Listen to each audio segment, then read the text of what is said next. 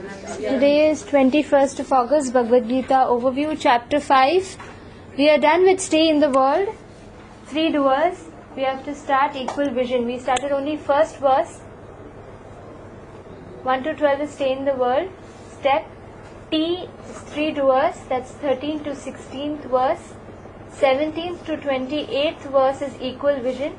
And the 29th verse is the Peace Formula. I'm reading the 17th one. Please repeat after me. Tad buddhayas tadatmanas.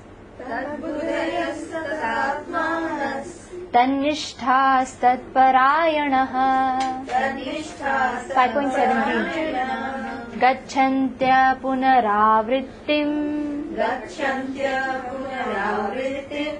Jnana nirdhuta kalmashaha. Jnana nirdhuta kalmashaha. Can we read the translation together? In the 17th. We'll read it together. The translation starts. When one's intelligence, mind, faith and refuge are all fixed in the Supreme, then one becomes fully cleansed of misgivings through complete knowledge and thus proceeds straight on the path of liberation. Right? Now, in the first part of Stay in the World, Krishna very clearly demarcates. Now, Arjuna asks him a specific question. He says, is renunciation better or is work in knowledge better? Should I work or should I renounce? That's one clear demarcation. He says, you tell me for certain what is the path that you want me to follow. So, Krishna says, both are good for liberation. Which one is better? Working in knowledge is definitely better. No giving up things. So, for Arjuna and for all of us, we have to understand that working in Krishna consciousness or working for the pleasure of Krishna is definitely a better step than just plain renouncing. And then he explains also why. He says that if you simply renounce with an impure heart, what will happen? Your senses are still impure. They will drag you to do improper things. And then again you will be entangled. If you think that not doing something you will stay away from action, is that possible? Or from reaction? You will have to eat, you will have to do something. And that will get, even to sustain this body, you have to do something, some activity. So that will give you again some reaction. So better than that, you work with a renounced spirit. How is that? That means your attitude is of a renounced spirit. You're working for the pleasure of Krishna and you're detached from the fruits. Right? That is the spirit that Krishna wants Arjuna to work. Now after that we came through the T part, that is 3 doers, verse number 13 to 16. And then here Krishna says very clearly that a person, 5.13 he's saying that it's the person's desire. I drew that the table where we had the soul, we had the material nature, and then we had Krishna. There are 3 doers. This is what it is. 3 doers. The soul, the material nature, and that is Prakriti, called in Sanskrit, and the Supreme Lord, the Super Soul or the Paramatma. Everything begins, the primary doer is the soul, because everything begins with his desire. The execution is done by the material nature. How? Time factor. This material body which material nature gives us. The material world which is created, that becomes a facility, infrastructure for us to execute our own desires. And then the 3 modes of material nature which facilitate the consciousness in which we need to fulfill that desire. So these 4 things combine for us to execute the particular desire that I had. Like for example, I have a desire. Please come. I have a desire to reach a particular place. So what has the government done? Provided me a taxi facility, a road, infrastructure, signals. All these things are arranged for me to reach that place peacefully. Right? And then what do I have to do later? Pay the price for it. That is the reaction. And who decides what reaction I am going to get? In a restaurant when you go, who do you have to pay? No one? Free? Cashier. The cashier. The cashier is like the Paramatma. We've enjoyed the food and now we have to pay. We've enjoyed the ride, now we have to pay the taxi driver. That is the reaction part of it. That is the 3 doers. Who are the 3 doers finally? Us, the individual souls, the Jiva, Prakriti and Ishwar, Paramatma, the three doers. And then we come into equal vision. This 5.17, when it says, that's when these quick 4 verses were given by Krishna to make us understand how everything begins. And who is the most important part of these 3 doers? It's the Supreme Lord. When we understand Him, His position, that is how we get an equal vision. Right? Now what we understand, when one's intelligence, mind, faith and refuge are all fixed in the Supreme, that means out of the 3 doers, who do we have to fix our mind on? Mind, intelligence, faith and refuge, on the Super Soul, on the Paramatma. Then what happens? Then one becomes fully cleansed of misgivings, that means your reactions is gone, through complete knowledge, and thus proceeds straight on the path of liberation. So equal vision, who has equal vision here? Krishna is the one who has equal vision here. Because he doesn't judge us on the basis of our desires, on the basis of the material bodies that we have taken. Later on we'll come to that verse. It's 5 point... Where is that? We learned that shloka in 51... the next verse. Can we go to the next verse? 5.18.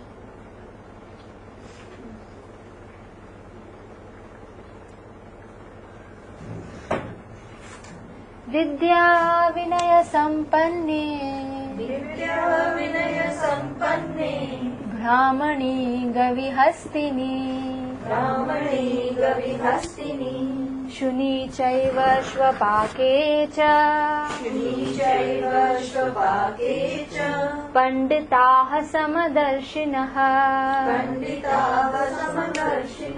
Translation together, start. The humble sages, by virtue of true knowledge, see with equal vision a learned and gentle Brahmana, a cow, an elephant, a dog and a dog eater. So Krishna does not, what is this person with equal vision see? That how this Paramatma, the Supreme Lord, is so merciful, no matter which material body this Jiva has taken. May it be of a learned and gentle Brahmana, maybe a cow, an elephant and a dog eater. A dog and a dog eater, and a complete outcast. No matter what material body the Jeev has come down to, the Super Soul is still so merciful. Why this humble sage or this learned sage is seeing everyone equally? Because if Krishna is with them equally, so can we make any discrimination between them? Krishna, who is the Supreme Lord, because of their primary desires, they've reached that particular material body. And Krishna is still with them, fulfilling their desires and arranging to fulfill their desires. So even the humble sage watches with an equal vision. That equal vision which even the Supreme Lord has. So in 5.17 we see that I have to go to my notes. 1 second. After understanding the position of the 3 doers and the Supreme Lord after understanding the positions of the 3 doers and the soul being different from the body, one must be fixed in the Supreme. From my notes. And this actually, it's a point from the translation itself. One's mind, faith, refuge and intelligence must be fixed on the Supreme. So we have to understand that I am aloof from this body. Because of my desires, I have been given this material body, this material world I am in, this time factor is influencing me, these 3 modes are influencing me. If I concentrate on the Supreme, what will happen? I'll be out of this bondage. So that's 5.17, Krishna says. Because, Arjuna is basically trying to get rid of reactions here. If you understand his point. He is scared of the reactions. He doesn't want any reactions because he knows reactions means entanglement in this material body. So how to get rid of it? So Krishna gives him a choice. He says 3 doers hai. Usme se if you concentrate on the Supreme Person, then you will get rid of your reactions, rid of all misgivings. That's what Krishna says in 5.17. If you concentrate on material nature, if you see, material nature basically means your sense objects. how to exploit them more, how to be more happy in this material world, then you're also bound to the reactions, right? And again you will take birth and death here in this material world. So Krishna gives him a key, saying that you have to concentrate on that third doer, that is the Supreme Person. Your mind, your intelligence, everything has to be fixed in the Supreme. When we understand that the Lord is impartial and fix our intelligence on that quality of the Lord, how He is impartial, how He is so compassionate, we become purified and finally transcend the material world. 17 years. Yeah, I'm just reading my notes only. 5.18. How does the impartiality of the Lord affect our vision? We become equivalent in our vision to seeing all type of people. Whether he is a Brahmana, whether he is a very low caste person, whether he is a dog, whether he is dog eater, whether he is just an animal, right? Just an insect. We see that the Lord is seated in everyone's heart. So in 5.18, the link to 5.17 and 5.18 is how does the impartiality of the Lord affect our vision? The humble sages, by virtue of true knowledge, see with an equal vision. This is your translation in the book. See with an equal vision a learned and gentle Brahmana, and what else is there?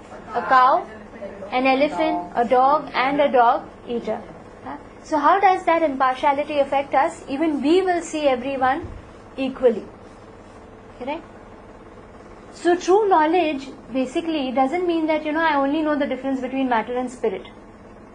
Yes, that is a part of our knowledge. And we also have to understand that Supreme Person.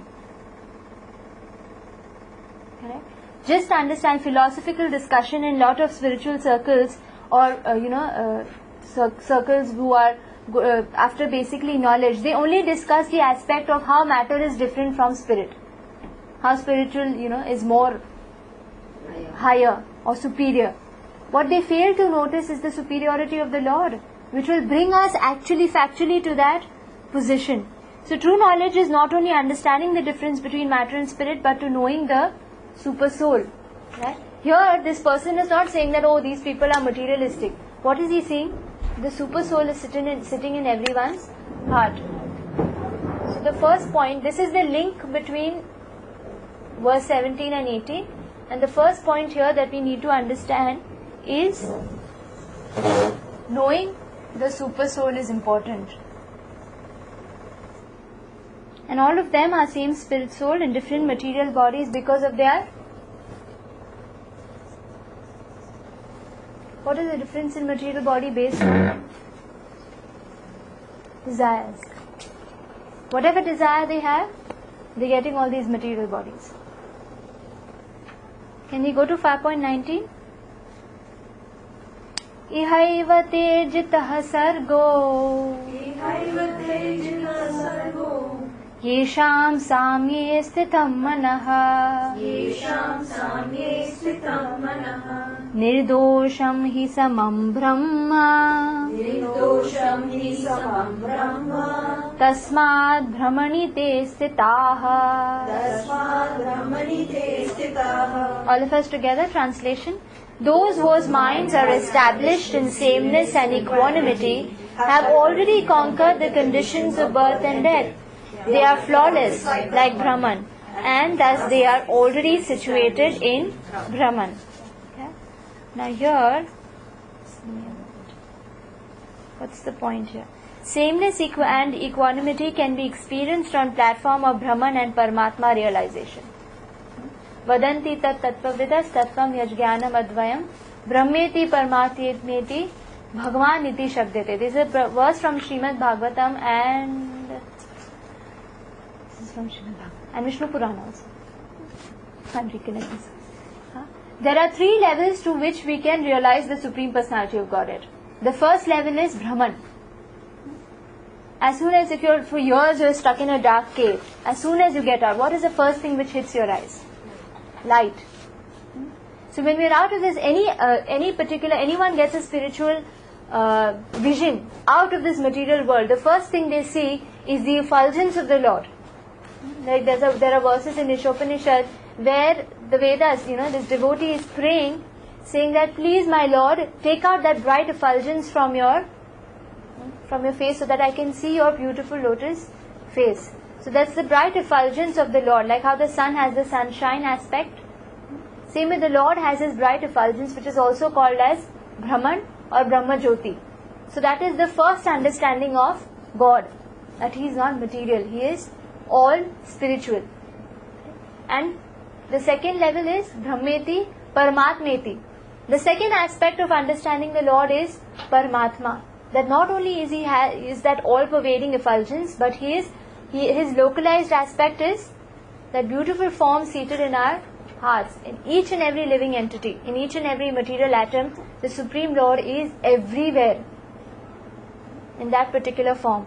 So the yogis who desire to see the Supreme Lord in that aspect, the Paramatma aspect, are more higher than the Brahmavadis, or those who aspire to see only the Brahman. It's like seeing the sunshine and then seeing the globe, the sun globe, the source. And then the third level is Bhagavan, realizing that the Supreme Lord is a supreme person. He is a personality, he has his attributes, he has his qualities, he has his desires, he has his abode, his devotees. The personal aspect, like the sunshine is there, the sun planet, and the sun God himself with his paraphernalia, who's taking care of the planet and of the sunshine. Right? That aspect is when you know the Lord the best. And when you know that aspect, that's where Brahman and Paramatma is already covered. So sameness and equanimity can be experienced even with people who've reached these first two preliminary levels.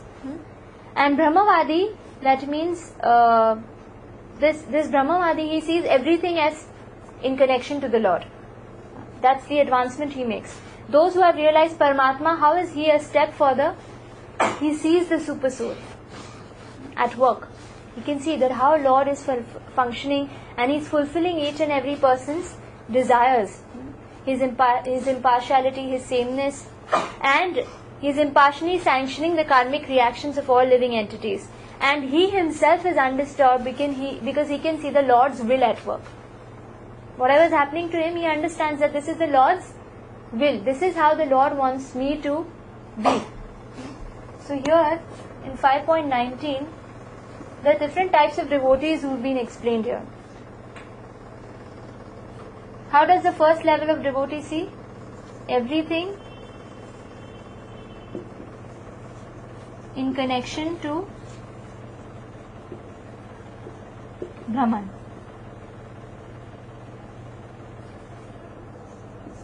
I am writing Brahman here because he is yet to receive information or knowledge about the Supreme Person. Number 2, a person who follows the Paramatma, how does he sees? Now how is the devotee? How does the devotee recognize the Lord? How is his sameness and equanimity work? That is there, that's described in Srimad Bhagavatam in this verse. Tatte nukampam susumikshamano bhunjana evaham kritak vipakam. It's not there, na? Ridvag vapurbir vidadan namaste jivet yo mukti pate sadai bhak. Here it is said, my dear Lord, the devotee is praying, my dear Lord, one who earnestly waits for you to bestow your causeless mercy upon him. He's waiting. All the while patiently suffering the reactions of his past misdeeds and offering you respectful obeisances with his heart, words and body, is surely eligible for liberation, for it has become his rightful claim. For a devotee, liberation is mukti pade, sadai bhag. Dai bhag means it's his rightful claim. A devotee has a claim on liberation. Why? Because he is simply waiting for the Lord's mercy, and he knows that whatever reactions I have left, they are coming to me, and whenever the Lord wants, he will be merciful to me. Correct? And here in the Prabhupada writes a very beautiful paragraph. He says that Srila Sridhar Swami, it's a previous Acharya, explains in his commentary that just as a legitimate son has to simply remain alive to gain an inheritance from his father. Right? One who simply remains alive in Krishna consciousness, following the regulative principles of Bhakti Yoga, automatically becomes eligible to receive the mercy of personality of Godhead. So what do we have to do? Any extra endeavor? Any extra austerity? Be alive in Krishna consciousness. Like the son, if he dies, then he won't get the inheritance. He simply has to remain alive. Once the father will give him only the inheritance, right? In other words, he will be promoted to the kingdom of God. The word susumikshamana indicates that a devotee earnestly awaits the mercy of the Supreme Lord even while suffering the painful effects of previous sinful activities. Lord Krishna explains in Bhagavad Gita that a devotee who fully surrenders unto him is no longer liable to suffer the reactions of his previous karma. Krishna says it very clearly. Now how is a devotee waiting and suffering? However, because in his mind, a devotee may still maintain the remnants of his previous sinful mentality. This is in Srimad Bhagavatam. Previous sinful mentality. The Lord removes the last vestiges of the enjoying spirit by giving his devotee punishments that may sometimes resemble sinful reactions. It's okay. I'm too light to catch. So what does this susumikshamana means? He is patiently waiting. Krishna is saying that my devotee doesn't have any karma, then why do devotees suffer? Sinful mentality. Sins Krishna has already removed. So what is Krishna giving the punishment for? To remove the sinful mentality out. Even the last, whatever little is remaining, Krishna wants to take that out. Purify that servant, purify his devotee from that particular mentality which has caused him to come to this material world. So the purpose of his entire creation of God is to rectify the living entity's tendency to enjoy without the Lord. This is the purpose of the material world. We want to enjoy here. Yeah. And therefore the particular punishment given for a sinful activity is specifically designed to curtail the mentality that produced the activity. So now do you know why devotees suffer? Sins are gone. It's just the sinful mentality which needs to go. But all the devotee has surrendered. Krishna takes away the sin. Why doesn't he take the mentality? Because that comes out of free will. Krishna can't take away free will. He doesn't want to take away free will. So he can't rectify the mentality. He can, but he doesn't want to. He wants us to realize that that mentality is wrong and has caused me a problem. He wants us to rectify on ourselves. How much can you spoon feed your child? When he grows up 25 years old, you'll still feed him. At one point of time, you want him to eat, want him to learn. Basically, you learn that and become wiser. And We wanted to learn the hard way. Sometimes that is the best thing, because when you learn the hard way, it really registers. Although a devotee has surrendered to the Lord's devotional service, until he is completely perfect in Krishna consciousness, he may maintain a slight inclination to enjoy the false happiness of this world. The Lord therefore creates a particular situation to eradicate this remaining enjoying spirit. This unhappiness suffered by a sincere devotee is not technically a karmic reaction. It is rather the Lord's special mercy for inducing his devotee to completely let go of the material world and return home back to Godhead. Only when these reversals come in your life, that intense desire that, no, I have to go, comes. A sincere devotee... basically practicing what I do, not learning hard way. It is like you know the theory and then you have to put it in practice. We've been practicing in the spiritual world. We are just doing what we have been doing. Once you take away, what I feel is just that what he does is like once you take away about all the simple reactions and everything, then why we are here is just that to practice that whatever we believe in, and the realization come after that. No, you have to refine this, what you're saying more, because I can't understand it. What you say, like learn hard way, it's not learning hard way, it is about realizing it at a proper time. What she was asking, it was making sense. Why he doesn't take away that. It's like one poem which we have studied, but we understand the meaning after years. They recite After the poem or experience. shloka. Yes. So that, Yeah, so the experience. that realization Experience part. is definitely hard way. If we सब पढ़ने से सब कुछ आ जाता, then we've not really learnt it But well. now devotees, we have realized, okay, he is a supreme, we are here by our free will, this, that.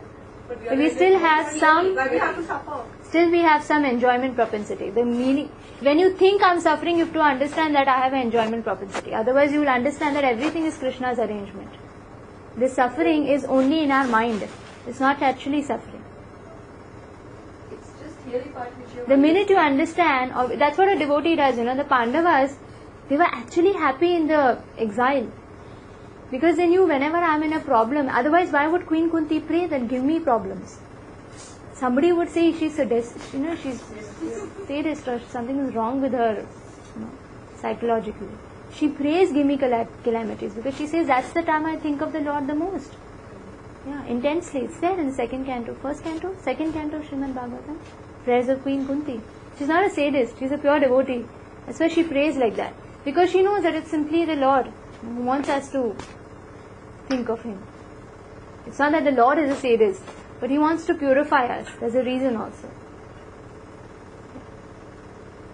So a sincere devotee earnestly desires to go back to the Lord's abode. Therefore he willingly accepts the Lord's merciful punishment and continues offering respects and obeisances to the Lord with his heart, words and body. Such a bona fide servant of the Lord, considering all hardship a small price to pay for gaining the personal association of the Lord. We think it's a big thing. Actually, it's only a very tiny price that we pay. What Krishna is asking us to pay, it sounds like punishment, but it's actually hardly anything compared to what we're going to get in the spiritual world. Such a bona fide servant of the Lord, considering all hardships a small price to pay for gaining the personal association of the Lord, certainly becomes a legitimate son of God, as indicated here by the words Daya Bhag. Just as one cannot approach the sun without becoming fire, one cannot approach the Supreme Lord Krishna without undergoing a rigid purificatory process, which may appear like suffering, but which in fact is a curative treatment administered by the personal hand of the Lord. When the surgeon does a surgery, it's going to pain, but it's for our good. When you remove a thorn from the thorn, it's going to be painful, but it's for our good. Because the more deeper the thorn has gone, the more painful it's going to be. It's for our own good. Otherwise, the sinful mentality will simply take us more far away. 5.20. Is this okay? 5.19. The purport seems to be very small. But this particular year, how these three and how the devotee is at the best stage in sameness and equanimity. He sees everything as the... Last Wednesday the class was not there. No, we cancelled it. 5.20. Na prareshet priyam prapya no dvijet prapya cha priyam sthira buddhira sammudho brahma vid brahmani stitah. Together, translation. Start.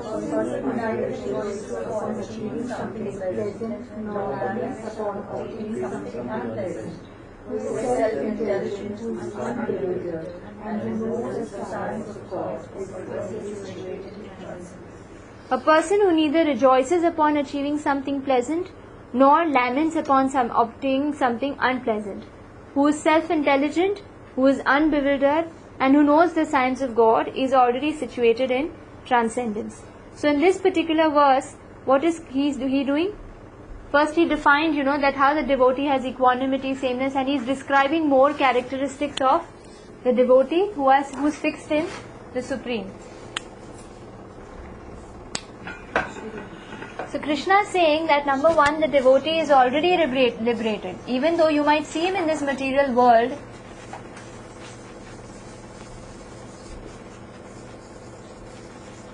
as Jesus Christ describes,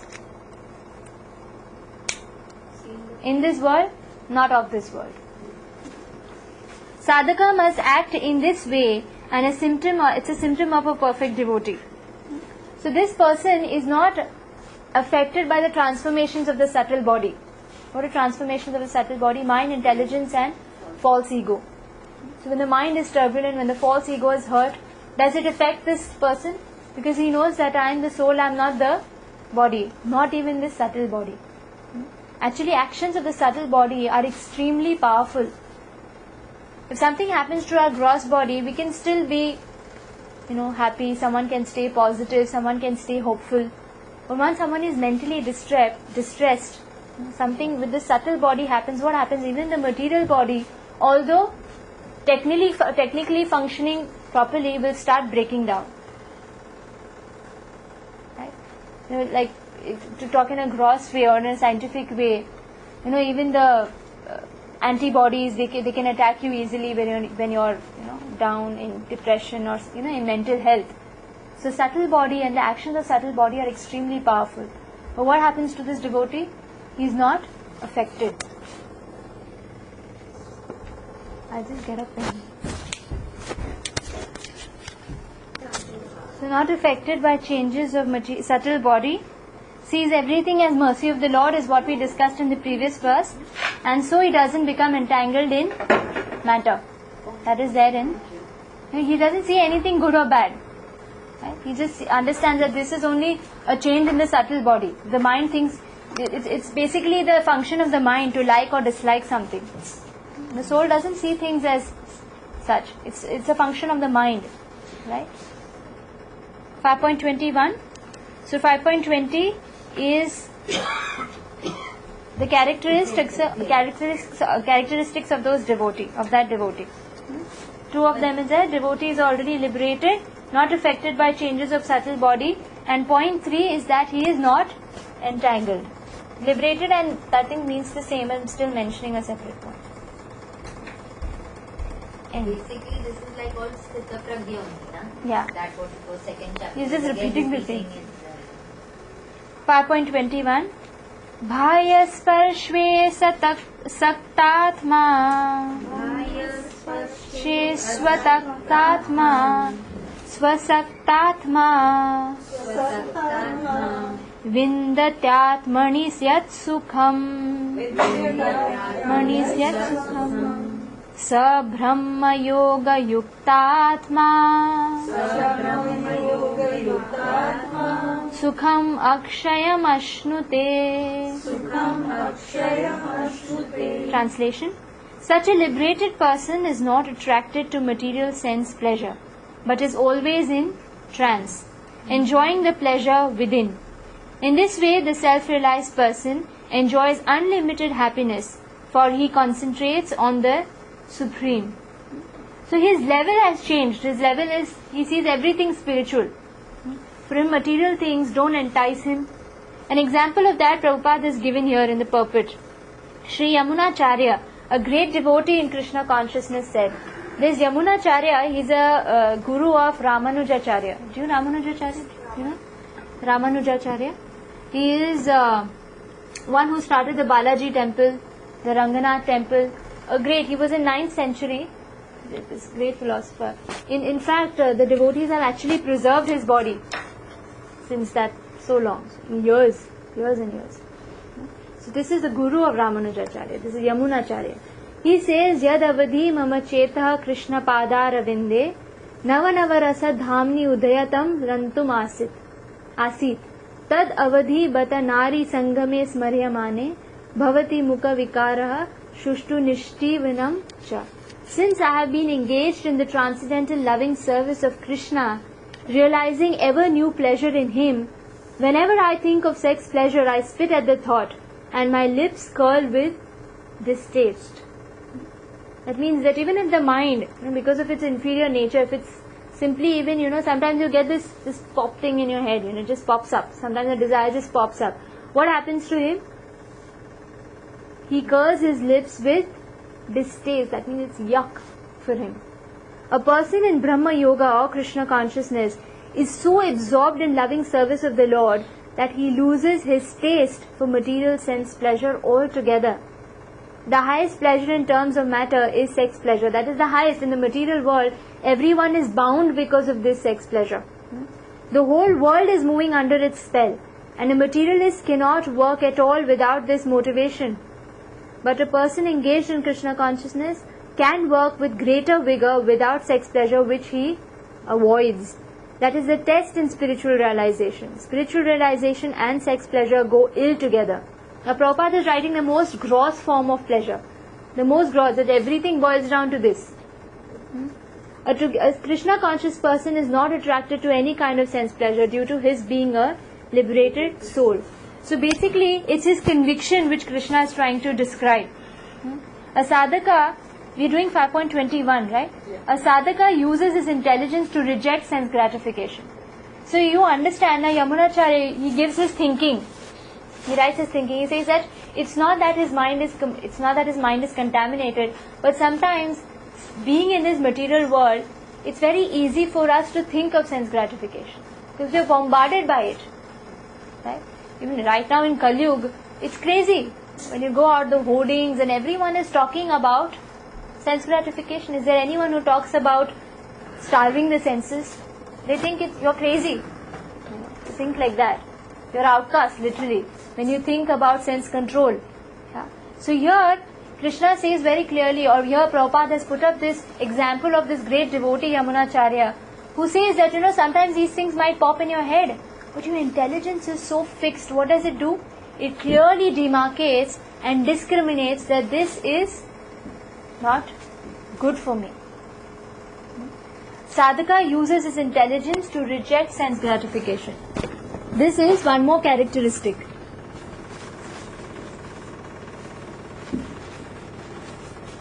Why am I writing sadhaka? This is still a practicing devotee, one who is still practicing. He uses his intelligence to do what? To reject sense gratification. That means it's not that he is following the dictates of his mind. He is using his intelligence. He replaces sensuality with spirituality. Right? Here Yamunacharya, his conviction is so strong because he's got a higher taste. He understands that sex pleasure is what kind of pleasure can it give me? It's just physical gross body. The soul is not going to be happy with such a pleasure.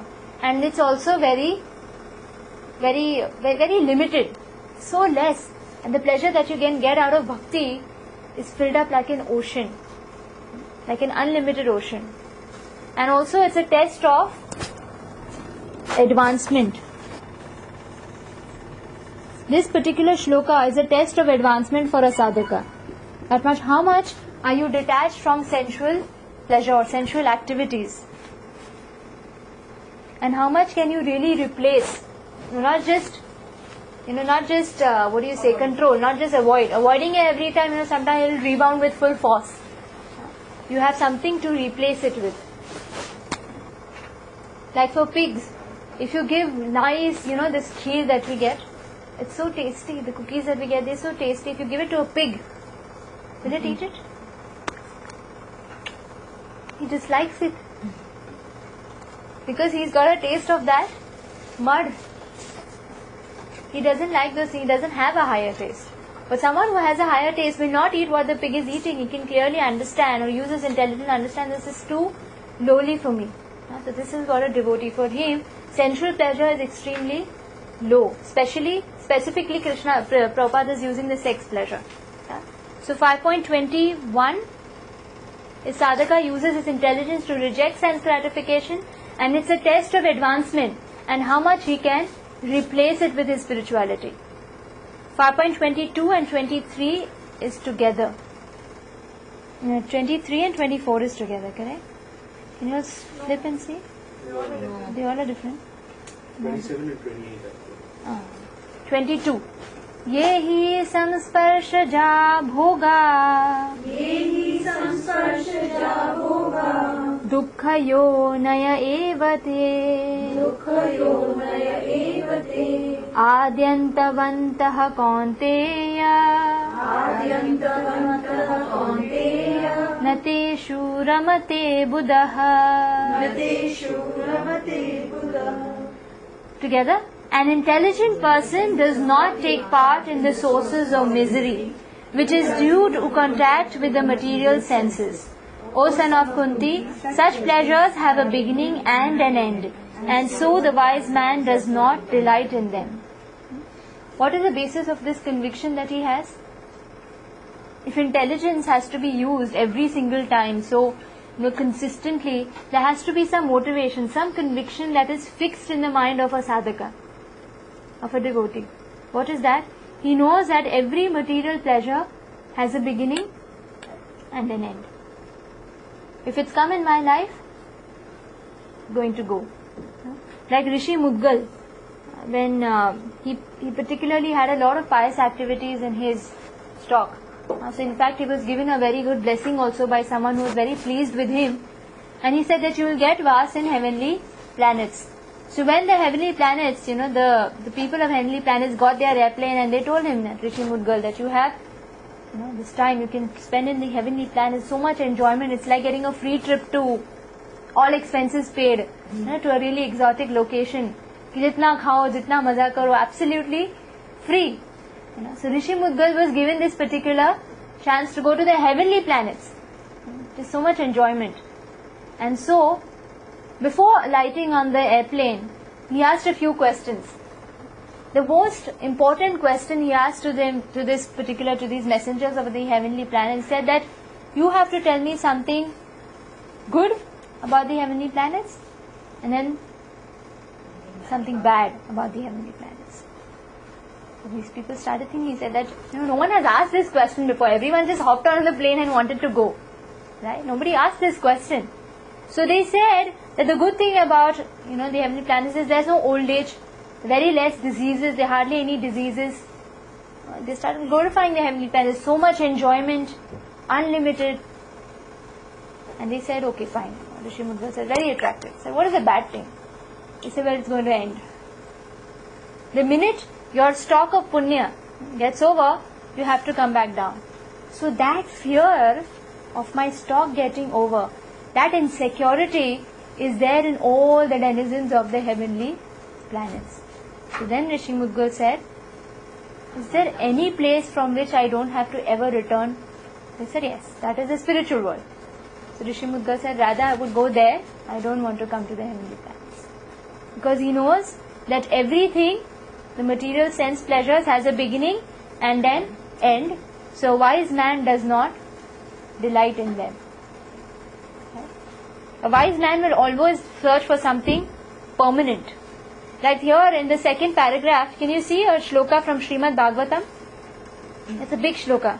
Nayam deho deha bhajam rinoke kashtan kaman arhate vidbhujamye tapo divyam putra kayena sattvam shuddhyet yasmad brahma saukyam tvanantam.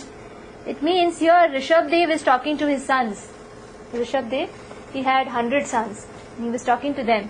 My dear sons, there is no reason to labor very hard for sense pleasure. Everyone is working so hard.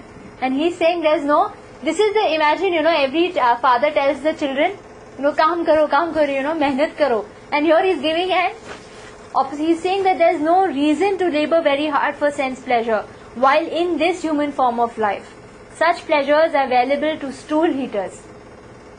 That is, pigs, hogs, they are the stool eaters. Rather, you should undergo penances in this life by which your existence will be purified, and as a result you will be able to enjoy unlimited transcendental bliss. Is this unlimited transcendental bliss available to the hogs? What is available to them? Enjoy as much as possible. When they're playing in that muck, they're enjoying. Right? Are they suffering over there? The more cooler it is, the more they enjoy. Right? They love the coolness of that muck, and that's why they enjoy. They're having a, what is that? Party time. Right? They don't think that they're suffering, but when we see that how that soul has fallen so down and in that particular mode, he thinks he's enjoying. What is Rishabdev instructing to his son? He's saying that you understand that all this sense pleasure you've already done in the animal life. Why are you working for it even now that you've got this expensive human body? Doing that same thing, then there's no difference between a hog and you. He's saying it in very nice words. He's saying it, there's no reason to labor very hard. This was available to you lifetimes of animal life. Now you have a human body. You should understand that sensual pleasures have a beginning and an end. What's the connection between previous verse and this verse? 21 to 22. In 22, Krishna says, 21, he describes what type of strong intelligence this person has, the sadhaka has. And his basis of conviction is that he is fixed, that these things have a beginning and an end. I'll erase this part. So sadhaka has a strong conviction, it's fixed in his head. Sensual pleasure is equal to, how do you get this conviction? By a combination of intellectual conviction and higher taste. The pig doesn't know better. As humans we know better, right? Because we have higher taste. 5-star का hotel का खाना खाया है. So you know that. क्या? Better than what the hog is eating. So higher taste. 5.23. Connection between 5.22 to 23 is this person, he is controlling his sensual pleasure. And what is the result of his tolerance? Is in 5.23. Tolerating sense pleasure. The senses are so strong, they will drag you. It's like a tussle. Shaktinoti haiva yoshodum. Shaktinoti haiva yoshodum. Praksharira vimokshanat. Praksharira vimokshanat. Kama krodhodbhavam vegam. Kamakrodhodbhavam vegam. Sayuktaha sasukhi naraha. Sayuktaha sasukhi naraha. Translation. Before giving up his present body, if one is able to tolerate the urges of the material senses and check the forces of desire and anger, he is well situated and happy in this world. 1 second.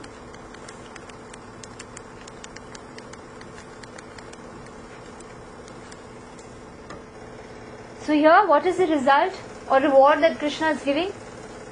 He is well situated. Well situated means what? What do you mean by well situated?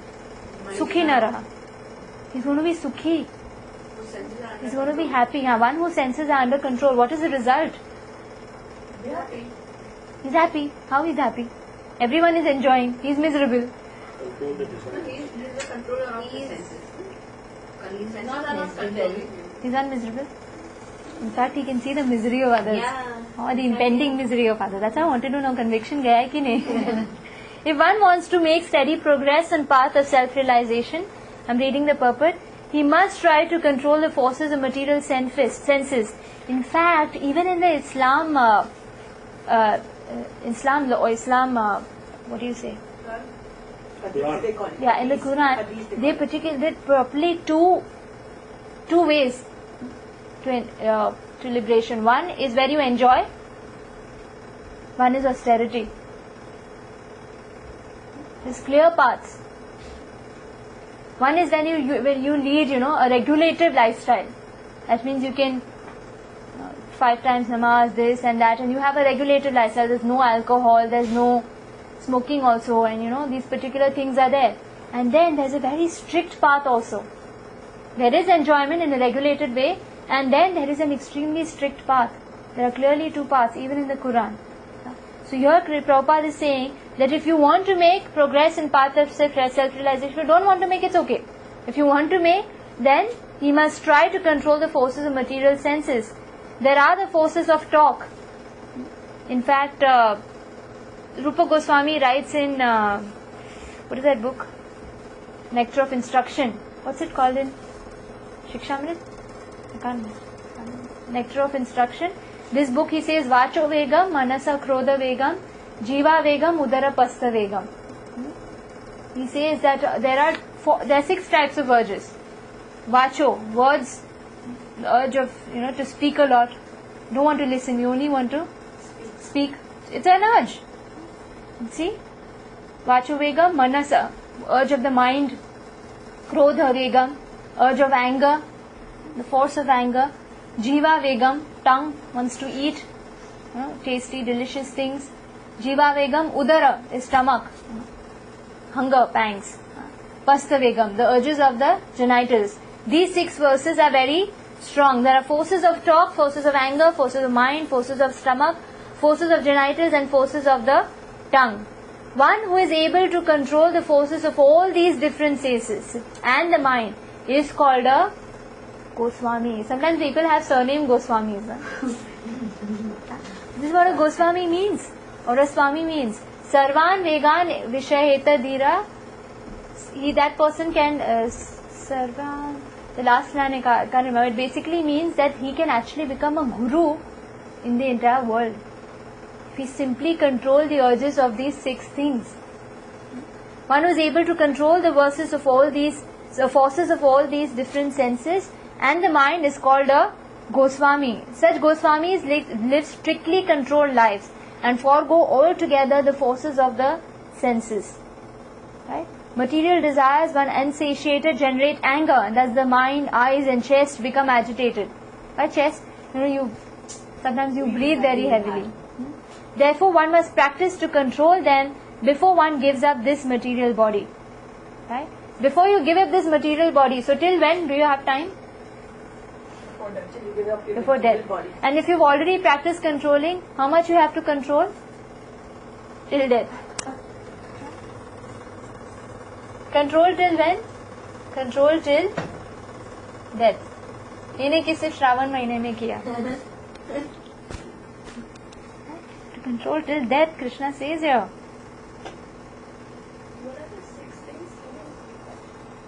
It's there in the purport. Result of tolerating sense pleasure, he is happy, he is well situated. And how long he has to tolerate? Forever. Until death. उसके बाद नहीं करना. And pleasure of Krishna consciousness plus the conviction that nothing in this world brings everlasting happiness is equal to tolerate. That's how you can tolerate. If you've derived any pleasure in Krishna consciousness. Because only the, I like Casey. Casey means Krishna consciousness. Shortcut.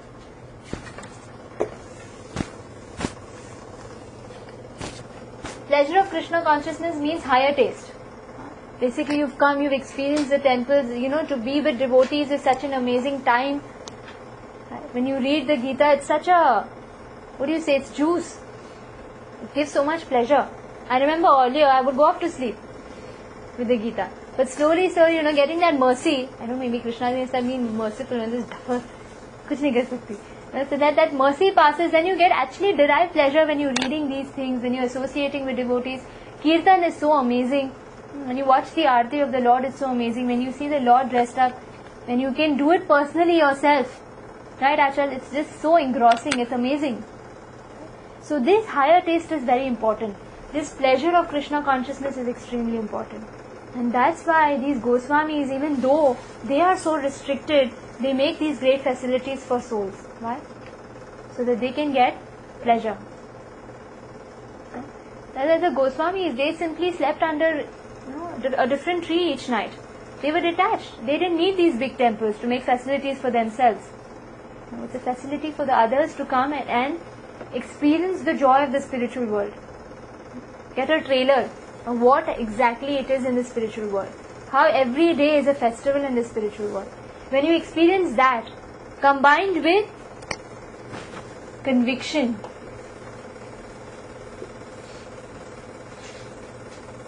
of what? Conviction that nothing in this world brings everlasting enjoyment.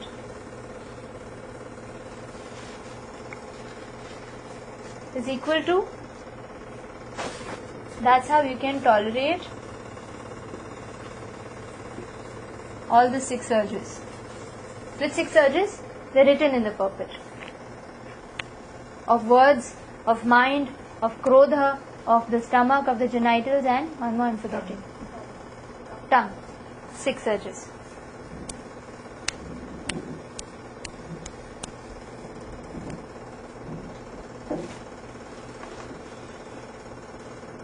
With this, a person is well situated, a person is happy even in this material world. He is going to be happy. Am I going fast? I'm waiting for a message from Prem about 12:30. 12:30? We have two options. We can go to the next verse or chant one small round. Chant? Yeah. So we stop at 5.23. Quick recap is coming. Quick recap, we started from 5.17, am I right? So 5.7. Yeah, it's open. 5.17. A person has to be fixed in the Supreme. Out of the three doers, who is the most important?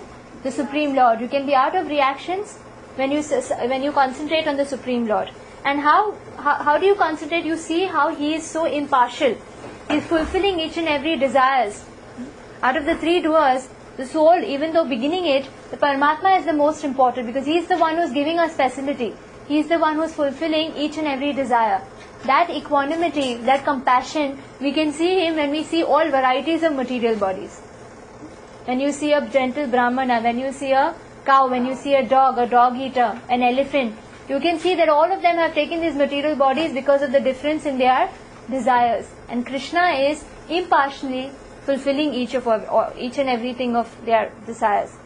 And then 5.19, that sameness and equanimity can be experienced by devotees. And the devotee, there's Brahman, someone who is situated on Brahman can also see that. Someone situated on Paramatma can see the Lord's will at work. And the devotee understands that whatever suffering I am going through is because of Krishna wants to cure that sinful mentality in me. And in 5.20, Krishna says that devotee is already liberated, and he describes the characteristics. That he is not affected in the changes of subtle body. He sees everything as mercy of the Lord. He doesn't become entangled in matter. In 21, he describes more. He says that how that sadhaka is replacing everything by higher taste. And he uses his intelligence to reject sense gratification. Right? And he's great, he's very expert in the art of replacement. And 22, he describes that this he's able to practice this because of this conviction. This principle is fixed in his head, that sensual pleasure is equal to misery. And this is because of a combination of intellectual conviction and higher taste. And the last verse, what we did today, 5.23, when he tolerates all these urges, it is still death. He's experienced the pleasure of Krishna consciousness, and his conviction is that nothing in this world